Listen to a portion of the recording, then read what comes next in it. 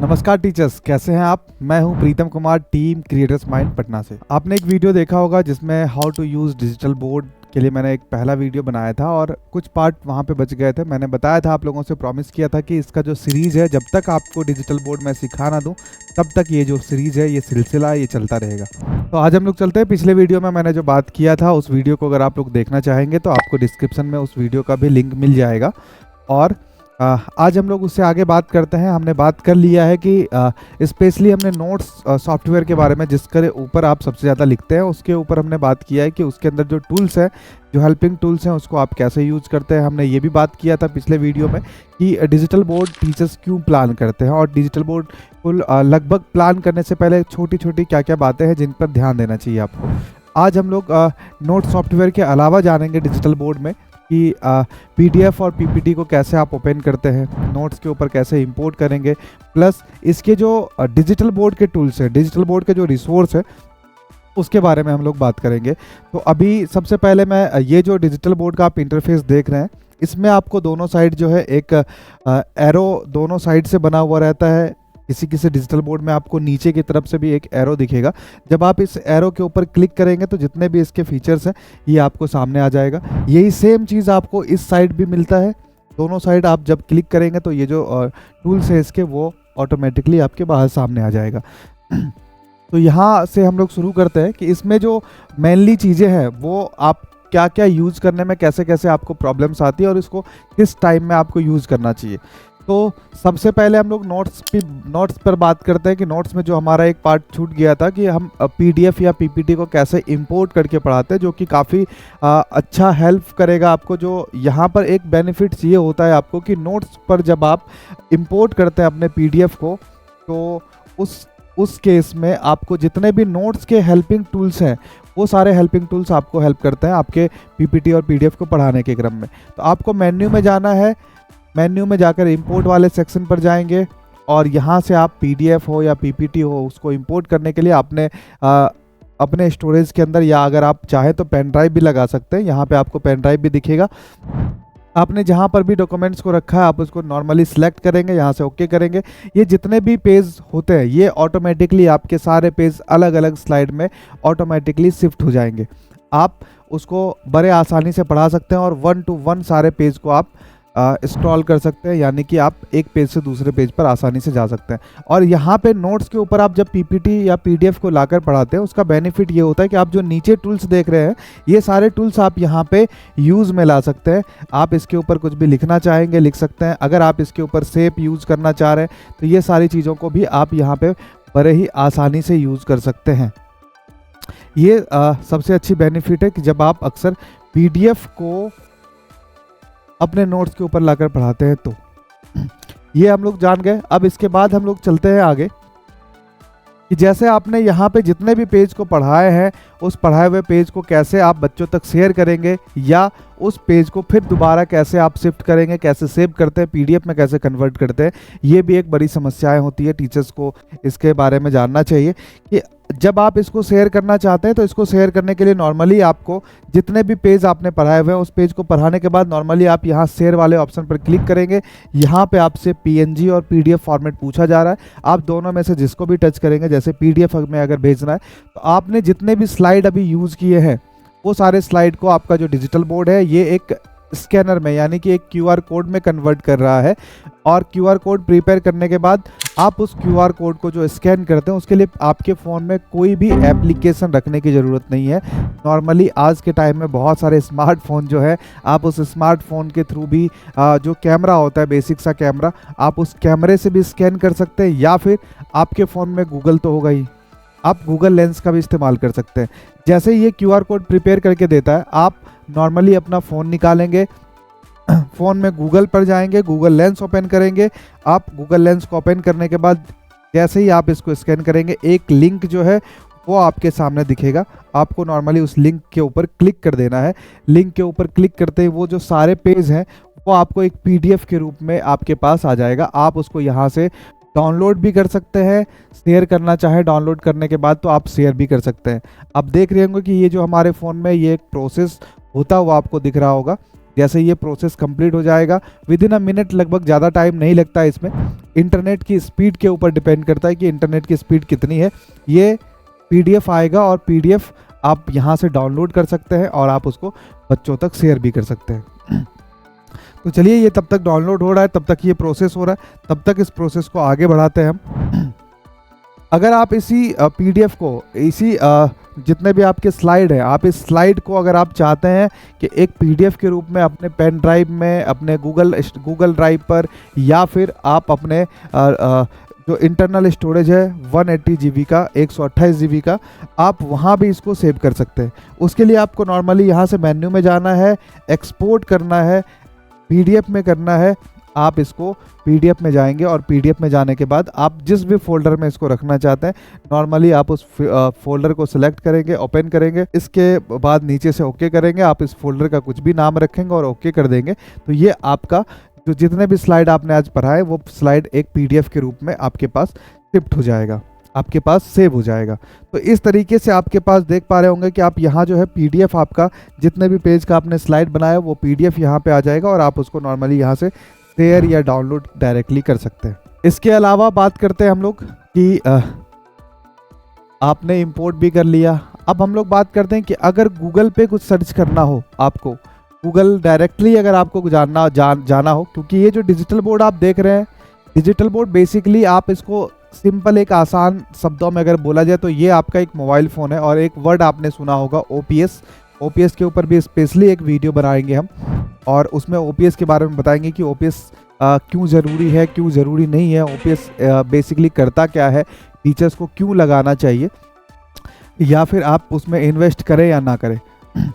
फिलहाल मैं OPS के बारे में बस इतना बता दूं कि OPS जो होता है जब आप डिजिटल बोर्ड में लगाते हैं तो वो जो है आपके लैपटॉप के जैसा वर्क करता है, यानी कि वो विंडोज़ में कन्वर्ट हो जाता है। बट विदाउट OPS अपना जो डिजिटल बोर्ड है वो एक मोबाइल फ़ोन ही है। आप मोबाइल फ़ोन की तरह इसको यूज़ कर सकते हैं, बस स्क्रीन जो है इसका बड़ा है और पढ़ाने, और जो इस डिवाइस का पर्पस है वो पर्पस टीचिंग का है। इसमें जैसे आप देख रहे होंगे कि इसमें जो भी पोर्ट आपको दिए गए हैं, जैसे यहीं से आपको अगर OPS लगा हुआ है तो आप डायरेक्टली यहाँ से PC में कन्वर्ट कर सकते हैं।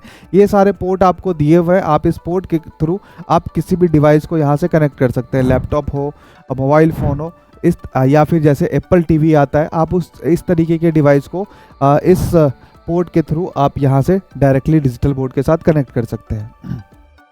ये जो है आप किसी भी पेज पर अगर आप हैं, अक्सर टीचर्स जो बोर्ड अगर कभी कभी PDF पढ़ाने के क्रम में उनको बोर्ड ऐसा लगता है कि वो थोड़ा स्लो वर्क कर रहा है, तो ये निवेदन है टीचर से कि जब भी आप पढ़ा रहे हैं तो आप मैक्सिमम टैब को ओपन करके ना रखें, जितना आप यूज़ करें सिर्फ उसी टैब को आप ओपन कर ले। जैसे अक्सर होता क्या है कि जैसे आपने ऑलरेडी एक ओपन करके रखा हुआ है, दूसरा आपने गूगल क्रोम को, ये गूगल को आपने ओपन कर लिया है, तीसरा फिर आपने फोल्डर ओपन कर लिया। तो इस तरीके से जब आप यहाँ पे क्लिक करेंगे तो आपने जितने भी फोल्डर ओपन किए वो सारे के सारे फोल्डर आपको यहाँ पर दिखेंगे। तो अक्सर जब आप पेज पर आप जाके पढ़ाना चाह रहे हैं, जो भी जहाँ पर भी जैसे नोट्स हो, गूगल हो, या फिर फोल्डर में आपको इन करना है, तो आप कोशिश करें कि यहाँ पर बाकी चीज़ों को आप यहाँ से डिस्कनेक्ट कर दें। यहाँ से नीचे नॉर्मली यहाँ क्रॉस पे आप क्लिक करेंगे, वो जो टैब है वो ऑटोमेटिकली क्लोज हो जाएगा।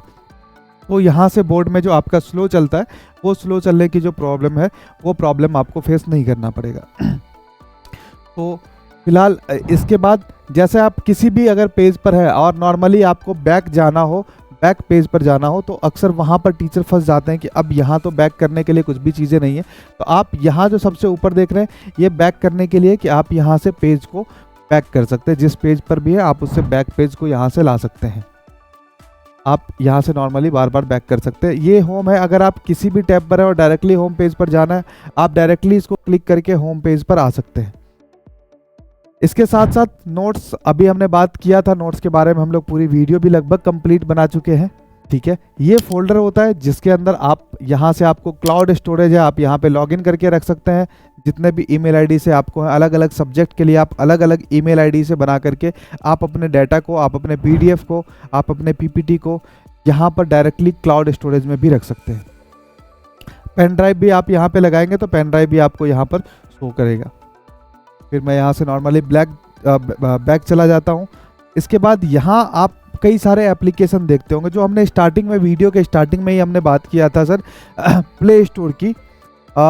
यहाँ जो है मैक्सिमम आपको रिसोर्स मिलते हैं, यहाँ पे एप्लीकेशंस हैं जो कि आपको आपके पढ़ाने के क्रम में अलग अलग रिसोर्स से आपको डाटा ला कर देता है, जिसके थ्रू आप अपने कंटेंट को और भी काफ़ी स्मूथली और काफ़ी फास्ट पढ़ा सकते हैं।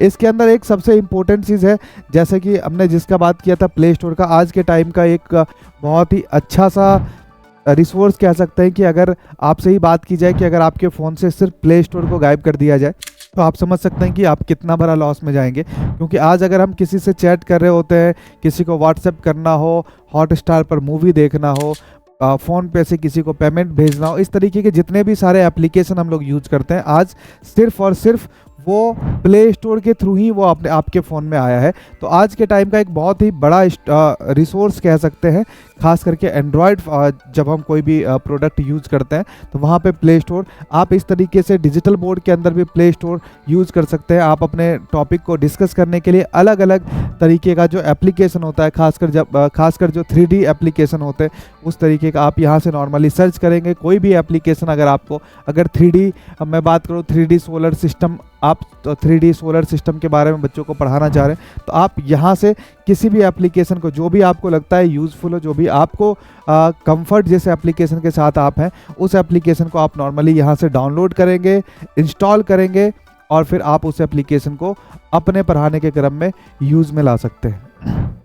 तो इस तरीके के एप्लीकेशन को यूज़ करने के लिए आप यहाँ से प्ले स्टोर पर आ सकते हैं। यह भी डाउनलोड हो जाने के बाद इसको आप कर सकते हैं, ओपन करके आप उसको पढ़ा सकते हैं 3D एप्लीकेशंस के माध्यम से। फिर इसमें हम बैक जाते हैं और इसके नीचे आप देखते हैं कि यहाँ से हमने अभी दिखाया था कि ये सारे पोर्ट दिखाते हैं कि कौन कौन से पोर्ट के थ्रू आप अलग अलग डिवाइस को कनेक्ट कर सकते हैं। इसके अलावा जब भी हम किसी भी पेज पर होते हैं नोट्स के अलावा, तो उस पेज के ऊपर भी अगर आपको कुछ भी नोट डाउन करना हो, कुछ भी लिखना हो, तो उसके लिए आपको यहाँ से देखेंगे कि एक मार्क, एक पेन बना हुआ है। आप उसको टच करते ही आपके पास इस तरीके से आपके इंटरफेस पर आ जाएगा। आप यहाँ से इसकी मदद से आप किसी भी पेज के ऊपर नॉर्मली लिख सकते हैं। आपको क्लीन करना हो, इरेज करना हो, आप नॉर्मली यहाँ से क्लीन करेंगे, वो जो आपने लिखा है वो इरेज हो जाएगा वहाँ से। इसके बाद आप देखते हैं नीचे जैसे ये टाइमर है या फिर ये टाइमर है, आप किसी भी क्वेश्चन को रख के एक टाइमर सेट कर सकते हैं, फिक्स कर सकते हैं। 3 सेकंड, 4 सेकंड, 5 सेकंड, जितने देर का आपको लगाना हो आप लगा करके टाइमर को सेट कर सकते हैं। बच्चों का अगर आप कोई क्वेश्चन आपने दिया बनाने को, उस तरीके से आप उसको वहाँ पे यूज़ में ला सकते हैं। इसके अलावा मोर के अंदर जैसे आपको बहुत सारे फीचर्स हैं कि आप अगर डिजिटल बोर्ड में जो भी कंटेंट आप पढ़ा रहे हैं, लिख रहे हैं, उन चीज़ों को अगर आपको स्क्रीन रिकॉर्डिंग करनी है तो वो सारे फीचर्स आपको यहाँ मिल जाएंगे। कभी आपको स्पॉटलाइट का हेल्प चाहिए, स्पॉटलाइट के माध्यम से आप पढ़ाना चाह रहे हैं, वो सारे फीचर्स आपको इसके अंदर मिल जाएंगे। किसी भी टॉपिक को क्रॉप करना हो, क्रॉप करने की चीज़ें आपको यहाँ से मिल जाएंगी। तो ये सब बेसिक फीचर्स हैं, इसमें आप इसको अपने डिजिटल बोर्ड में यूज़ कर सकते हैं। अब जैसे एक रिसोर्स और मैंने आपसे डिस्कस किया था, वो रिसोर्स है कि मैंने ये बताया था आप लोगों को कि मोबाइल फ़ोन से भी डाटा को आपके डिजिटल बोर्ड पे शेयर करना बहुत ही आसान है। आप अपने फ़ोन के PDF, वीडियोस, ऑडियो, इस तरीके के जो भी डाटा है आप उसको आसानी से डिजिटल बोर्ड पर शेयर कर सकते हैं। उसके लिए आपके फ़ोन में एक एप्लीकेशन होना बहुत अनिवार्य है। उस एप्लीकेशन को बायटेलो शेयर एप्लीकेशन कहते हैं। बायटेलो शेयर एप्लीकेशन एक फ़ोन के प्ले स्टोर में आप इंस्टॉल करेंगे। इंस्टॉल करते ही आपको डिजिटल बोर्ड और मोबाइल फ़ोन दोनों की जो वाईफाई कनेक्टिविटी है वो सेम होना चाहिए।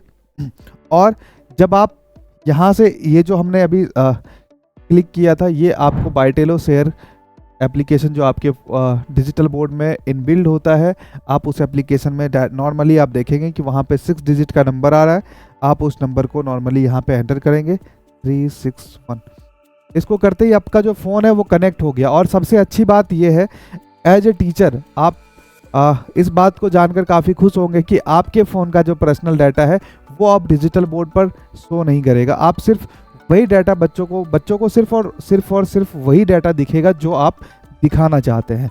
तो यहाँ पे अगर आप कोई वीडियो कंटेंट दिखाना चाहते हैं, आप नॉर्मली यहाँ से किसी भी वीडियो पर क्लिक करेंगे। अपने यहाँ से वीडियो पर क्लिक किया और फ़ोन अगर ये अपना बंद भी हो जाता है, फिर भी आप देख पा रहे होंगे कि डिजिटल बोर्ड के ऊपर वो जो कंटेंट है वो अच्छे से प्रोसेस होना शुरू हो गया। आप यहाँ से इस वीडियो को कंट्रोल कर सकते हैं। आप चाहे तो इसके वॉल्यूम को कम ज़्यादा कर सकते हैं, वीडियो को आप आगे या पीछे जो है आप उसको बढ़ा या घटा सकते हैं। और फ़ोन अगर ये ऑफ भी हो जाता है तो फिर भी आप उसको कर सकते हैं। अगर आपका एक कंटेंट चल रहा है, आप इतने देर में चाहें दूसरा कंटेंट को ढूंढना आप ढूंढ सकते हैं, बट आपके फ़ोन में क्या चल रहा है ये बच्चों को नहीं दिखेगा। और इसके अलावा जब बात करते हैं हम जैसे कोई डॉक्यूमेंट्स की, अगर आप चाहते हैं कि कोई पीडीएफ आपके फ़ोन में हो, आप उस पीडीएफ के थ्रू कुछ दिखाना चाहते हैं, तो आप नॉर्मली यहाँ से कोई भी पीडीएफ को डायरेक्टली ओपन करेंगे। जैसे मैं यहाँ से कोई भी, आप पूरे वहाँ पे नहीं देख पा रहे होंगे, यहाँ पे जिस भी पीडीएफ को आप क्लिक करना चाहेंगे, जो भी पीडीएफ आपको दिखाना चाहते, जो भी पीडीएफ आप दिखाना चाहते हैं, सिर्फ और सिर्फ वही पीडीएफ आपके डिजिटल बोर्ड के ऊपर दिखेगा। आप यहाँ पे देख पा रहे होंगे, यहाँ से आपको, आप चाहे तो इसको मोबाइल फ़ोन से भी कंट्रोल कर सकते हैं। आप यहाँ से मोबाइल फ़ोन पे भी कंट्रोल इसको कर सकते हैं, और ये ऑटोमेटिकली अगर फ़ोन को आप बंद भी कर देते हैं, ये फ़ोन अगर ऑफ भी हो जाता है, फिर भी जो है आप बहुत ही आसानी से इस पीडीएफ को स्क्रॉल कर सकते हैं, यहाँ से पढ़ा सकते हैं। इसके अलावा और भी कई सारे फीचर्स हैं उसमें जो आप धीरे धीरे यूज़ करते जाएंगे। हम भी आपको अलग अलग वीडियोस में उस फीचर्स के बारे में बताते जाएंगे। और जैसे आपको अक्सर इसमें एक फीचर्स बताना बहुत ही ज़रूरी है आपके लिए, क्योंकि अक्सर जैसे ही आप पीडीएफ को यहाँ पर शेयर करेंगे तो आपके मन में ये चीज़ें आएंगी कि अगर मे बी ये जो क्वेश्चन, ये जो पीडीएफ जो आपने शेयर किया, अगर ये कोई क्वेश्चन का पीडीएफ हो तो आपको इसके साथ एक नोट्स, अगर नोट्स भी आप डिजिटल बोर्ड पर ओपन कर पाते तो काफ़ी बेहतर होता। तो आप इसके लिए आपके पास डिजिटल बोर्ड में आप नॉर्मली यहाँ जो बैक साइड है आप देख पा रहे होंगे, यहाँ से हल्के हाथों से इसको नीचे टच करेंगे, आप यहाँ से इसको इसके विंडोज़ को छोटा कर लेंगे, आप किसी एक साइड ले जाकर आप इसको आधे हिस्से में छोड़ देंगे तो ये आपके डिजिटल बोर्ड पर आधे हिस्से में आ जाएगा। और फिर हम नोट सॉफ्टवेयर को ओपन करेंगे, और नोट सॉफ्टवेयर को ओपन करने के बाद हम इस सॉफ्टवेयर नोट्स पेज को भी यहाँ से हमने इसको छोटा कर लिया, फिर हम जो है इसको बोर्ड के दूसरे हिस्से में ले जाएंगे, और इसको आप देख पा रहे होंगे कि एक फ्रेम क्रिएट होता है ब्लू कलर की लाइन के साथ। आप इस तरीके से दोनों आपके एक ही डिजिटल बोर्ड के स्क्रीन पर दोनों, आप चाहें तो और भी मल्टी विंडोज़ इसमें ओपन कर सकते हैं, और यहाँ से आप इसको क्वेश्चन प्लस आप यहाँ पे उसका सॉल्यूशन भी बता सकते हैं। इसको और भी आप जैसे अट्रैक्टिव बनाना चाह रहे हैं तो आपके पास ये भी ऑप्शन है कि आप अगर यहाँ पे 10 क्वेश्चन का आपके पास सेट है पीडीएफ में, आप एक एक क्वेश्चन को भी अपने वाइट बोर्ड के ऊपर लेकर जा सकते हैं, नोट्स के ऊपर लेके जा सकते हैं। जो क्रॉप का ऑप्शन आपको बताया गया था, जो आपने यहाँ पर क्लिक करने के बाद मोर सेक्शन में देखा था, यहाँ से क्रॉप वाले पर जाएंगे, आप जो भी है यहाँ से क्वेश्चन वाइज आप यहाँ से आप अपने क्वेश्चन को सिलेक्ट करेंगे, और यहाँ से सिर्फ आपको इंसर्ट बटन पे क्लिक करना है, और ये जो क्वेश्चन है वो आपके नोट्स के ऊपर आ जाएगा। आप इस तरीके से अगर 10 क्वेश्चन है, आप यहाँ से 10 स्लाइड लेंगे, और 10 स्लाइड पर आप अपने क्वेश्चन को पहले से शिफ्ट करके भी रख सकते हैं, ताकि आपको पढ़ाने के टाइम में आपको काफ़ी आसानी होगी, काफ़ी हेल्प मिलेगा। तो हमने कोशिश किया है कि आपको डिजिटल बोर्ड के जो भी फीचर्स हैं उस फीचर्स को हमने बताने की पूरी कोशिश की है। और भी फीचर्स, एक्चुअली होता क्या है कि हमारी जो टीम है, यानी कि मैं आपको सिर्फ और सिर्फ डिजिटल बोर्ड के बारे में बता सकता हूं कि डिजिटल बोर्ड के यूज़ कैसे हैं, बट आपकी जो टॉपिक है, आपका जो सब्जेक्ट है, आप अपने सब्जेक्ट को एक बेहतर तरीके से पढ़ाने के लिए हो सकता है कि कुछ और भी आपको तरीका या कुछ और भी रिक्वायरमेंट आपकी जनरेट हो सकती है कि शायद ऐसा होता तो ऐसा होता। तो आप वो ऐसा होता वाली बात को आप अपने तक मत रखिए, आप कमेंट्स करिए, या फिर आपको स्क्रीन पर नंबर दिख रहा होगा, आप उस नंबर पर कॉल करके पूछ सकते हैं। शायद हम आपके उस प्रॉब्लम का सॉल्यूशन हमारी टीम आपको दे दे, क्योंकि हमारी टीम का काम है कि आपके लिए डिजिटल बोर्ड पर मैक्सिमम से मैक्सिमम सॉल्यूशन ढूंढे, बेहतरीन तरीके से आपके टाइमिंग को बचाने में आपकी हेल्प करे, और डिजिटल बोर्ड आपके पढ़ाने के क्रम में प्रॉब्लम ना बने। ये एक सॉल्यूशन के लिए आप खरीद रहे हैं तो ये सॉल्यूशन का काम करे, तो उसके लिए क्रिएटर्स माइंड की टीम को आप ज़रूर कॉल करें जहाँ पर भी आपको प्रॉब्लम आता है। तो फिर मिलते हैं हम लोग किसी नेक्स्ट वीडियो में। अगर इससे रिलेटेड आपको कोई भी क्वेरी हो, आप ज़रूर हमारी टीम को कॉल करिएगा। आज के लिए इतना ही। जय हिंद, जय भारत।